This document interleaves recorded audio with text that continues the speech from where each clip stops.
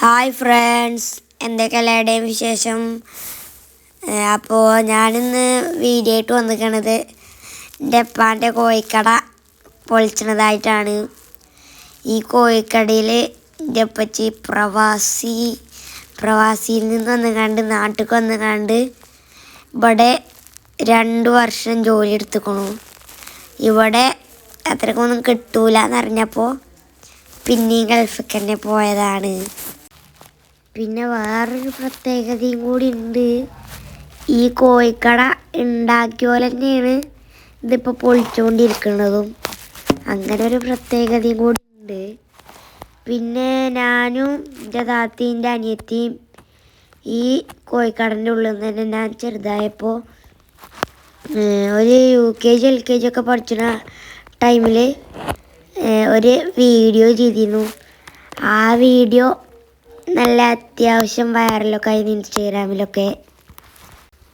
പിന്നെ എൻ്റെ ഉപ്പ ഈ കോഴിക്കടയിലുള്ളതും അങ്ങനത്തെ ഒക്കെ ഇൻസ്റ്റാഗ്രാമിൽ ഇട്ടുകൊണ്ട് ഈ മീഡിയക്കാരൊക്കെ വന്ന് കണ്ട് ന്യൂസൊക്കെ എടുത്തിരുന്നു ഉപ്പാനെ. പിന്നെ ആ കോഴിക്കടൻ്റെ ബാക്കിലുള്ളതാണ് ഈ വലിയ മട. അത് കണ്ടിട്ട് ഞങ്ങൾ പേടിച്ചു, ഞാനും എൻ്റെ അമ്മയൊക്കെ.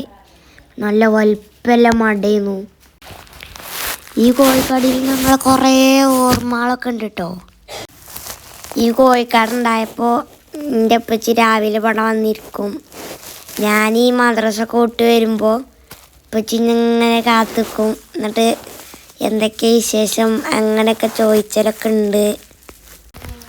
പിന്നെ ഈ കോഴിക്കട ഉപ്പച്ചി ഉദ്ഘാടനം ചെയ്തത് ഒരു കോവിഡ് കാലത്തായിരുന്നു.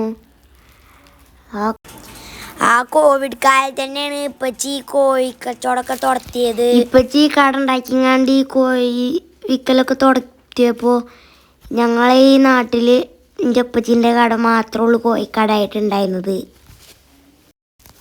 പിന്നെ ഈ മട എന്തുണ്ടാക്കിയതാണ് നിങ്ങൾക്ക് അറിയുന്നുണ്ടെങ്കിൽ ഒന്ന് കമൻറ്റ് ചെയ്യുക. അറിയുന്നുണ്ടെങ്കിൽ കമൻറ്റ് ചെയ്യാം കേട്ടോ. അപ്പോൾ ഇന്ന് ഇത്രേ ഉള്ളൂ. എല്ലാവർക്കും ഓക്കെ, ബൈ.